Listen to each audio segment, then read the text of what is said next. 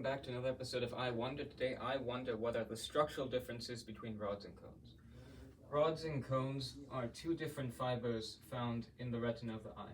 The retina is back here, so the back of the eye, and this is the front of the eye. Rods are found on the periphery area, so they're responsible for periphery vision, and cones are found in the center, so they're in the center, but they're also responsible for color vision. The two are photoreceptors. They work a lot like nerves, but the differences come in the discs, which is the place that contacts with the back of the eye, the epithelial layer. The discs in rods are bigger and more rectangular, and the discs in cones are a little smaller and they're angular, like so.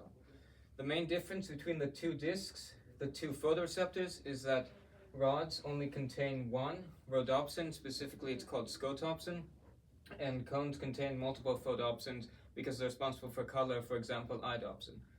When in the cell, when they perceive light on the synaptic endings, here's the nucleus, it transfers all the way to the discs here.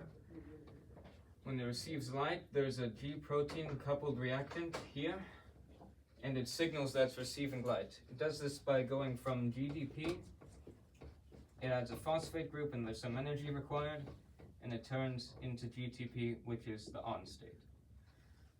And so the cones are responsible for color vision, and the rods are responsible for periphery vision, and they work better in the light, but since cones work with color, they need a lot more light to get information. They also contain chromophore, which is a pigment responsible for absorbing and reflecting light. For example, if you have a red pigment here or something, the light comes in, and chromophore absorbs some of it, so when the light is reflected, only the red light is reflected from the object, and that's the part that the cones pick up. Dr. Lee, can you tell us a little bit about the clinical significance about rods and cones? Well, that was a really great explanation, Christopher. And the rods and the cones are, as you said, receptors of photons. They're photoreceptors. So the rods are really great for seeing under low lighting conditions. That's the night vision. And so if you're looking at a star, you want to use your peripheral vision to look at that star, not look directly at it. And the cones are really kind of for your best central vision in your fovea. That's where all your cones are, and they do better under good lighting conditions like sunlight, and so they're for the day vision. So the clinical application is rods and cones care whether it's day or night. And so in the clinic, if someone says I'm night blind, that implicates the rods. And if they say they're day blind, that means they're implicating the cones. Because the other parts of the system, your brain, your optic nerve, your chiasm, all the system parts that you learned about in other EyeWonders don't really care whether it's day or night.